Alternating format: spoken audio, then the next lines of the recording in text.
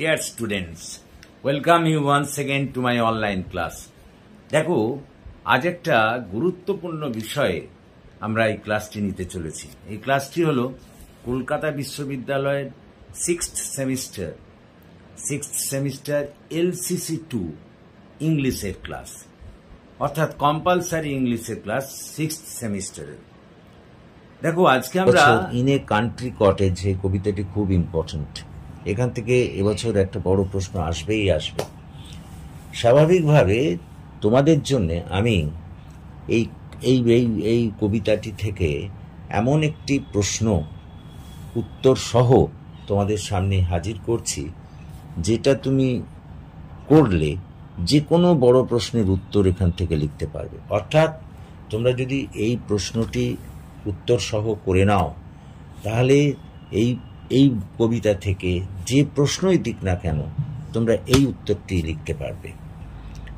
তো এসো, আর বেশি দেরি না করে আমরা এই প্রশ্ন এবং উত্তরের মধ্যে ঢুকে পড়ি। দেখো, প্রশ্নটি হচ্ছে critical analysis of the poem in a country cottage, মানে ইন এ কান্ট্রি কটেজ কবিতার সমালোচনামূলক বিশ্লেষণ। এটা হচ্ছে এই প্রশ্নের বেসিসে আমি লিখেছি। কিন্তু এই যে বললাম, যে কোনো বড় প্রশ্ন তোমার উত্তর লিখতে দিক না কেন, সে তোমার সামারি থেকে শুরু করে যে কোনো প্রশ্ন লিখতে দিক না কেন, তুমি এই উত্তরটি লিখতে পারবে এবং এটাই কারেক্ট আনসার হবে। তো এসো আমরা প্রত্যেকটা লাইনে যা আমি লিখেছি তার বাংলায় তর্জমা করে তোমাদের শোনাই, যাতে তোমরা বুঝতে পারো। দেখো, শুরু করি। Going through the poem in a country cottage, it is found that the poet Nissim Ezekiel has thrown light on an absolute truth through this poem. মানে নিসিম ইজিকেল রচিত ইন এ কান্ট্রি কটেজ কবিতাটি পাঠ করে দেখা যায় যে কবি এই কবিতার মধ্যে দিয়ে একটা চরম সত্যের প্রতি আলোকপাত করেছেন। Analyzing the subject matter of the poem, it is found that the action of the poem has taken place in a country cottage. কবিতাটির বিষয়বস্তু বিশ্লেষণ করে দেখা যায় যে এই কবিতাটির বিষয়বস্তু সংঘটিত হয়েছে একটা গ্রাম্য কুটিরে বা country কটেজে।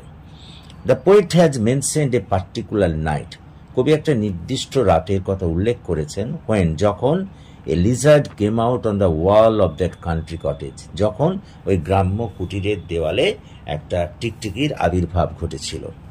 On seeing the lizard, the members of the country cottage, particularly the speaker and his partner, seemed to become idle and drop their guards. ওই টিকটিকিটিকে দেখে ওই বাড়ির সদস্যরা, বিশেষত বক্তা এবং তার সঙ্গিনী, তারা একটু আলস্য ভাব দেখিয়েছিল, তারা কোনো বিষয়ে উৎসাহ দেখায়নি। The speaker has narrated a lazy mood of both of him and his partner, বক্তা এখানে তার এবং তার সঙ্গিনীর একটা আলস্য ভঙ্গিমার পরিচয় দিয়েছেন। They had gone to bed before they felt the real urge of sleeping, তাদের ঘুমানোর কোনো ধরনের আকুতি না থাকা সত্ত্বেও, আর্জ না থাকা সত্ত্বেও তারা কিন্তু ঘুমোতে গিয়েছিল। They were only interested in stretching their limbs and to relax and to make love with each other, তারা মূলত তাদের ওই হাত পাগুলোকে একটু নাড়াচাড়া করার জন্যে এবং তাদের ওই বিশ্রাম নেয়ার জন্যে আর রাত্রিকালীন ওই ভালোবাসার বা যৌন ক্রিয়াকর্ম সংগঠন করার জন্যই তারা আগেভাগে শুতে চলে গিয়েছিল, ঘুমানোর উদ্দেশ্য তাদের ছিল না। Paragraph.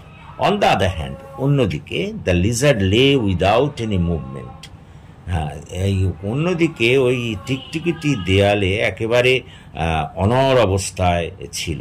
The lizard was waiting for the lights of the room to be put out, ওই টিকটিকিটা আলো নেভার পর্যন্ত অপেক্ষা করছিল।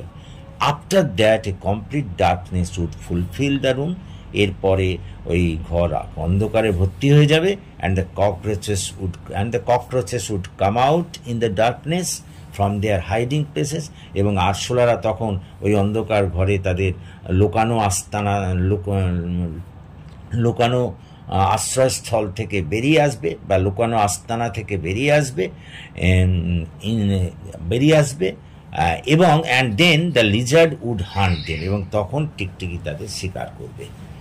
অর্থাৎ ওই টিকটিকিটি ঘরটা অন্ধকার হওয়ার জন্য অপেক্ষা করছিল, যাতে ওই তাদের আশ্রয়স্থল থেকে, ওই লুকানো আশ্রয়স্থল থেকে আরশোলারা বেরিয়ে আসবে এবং সে তাদের শিকার করবে। The waiting for the darkness with patience by the lizard is symbolic. এখানে ওই যে অন্ধকারের জন্য টিকটিকিটির অপেক্ষা করা, এটা একটা কিন্তু প্রতীকী বিষয়। It refers to the patience waiting for the right moment of action. এটা আসলে নির্দেশ করে একটা বিশেষ সময়ের জন্য অপেক্ষা করা, যখন একটা ঘটনা ঘটবে। In view of the speaker, the Lizaad seemed to teach a lesson of patience through its act of waiting motionlessly for hours in hope of catching its prey. কবির মতে ওই যে টিকটিকিটা তার খাদ্য শিকার করার জন্যে অনড়ভাবে দেয়ালে অপেক্ষা করছিল, এটা কিন্তু একটা ধৈর্যের শিক্ষা প্রদান, এটা আমাদেরকে একটা ধৈর্যের শিক্ষা প্রদান করে। According to the poet, the lizard was more alive and full of concentration in this act of silence than human beings could be in silent energy.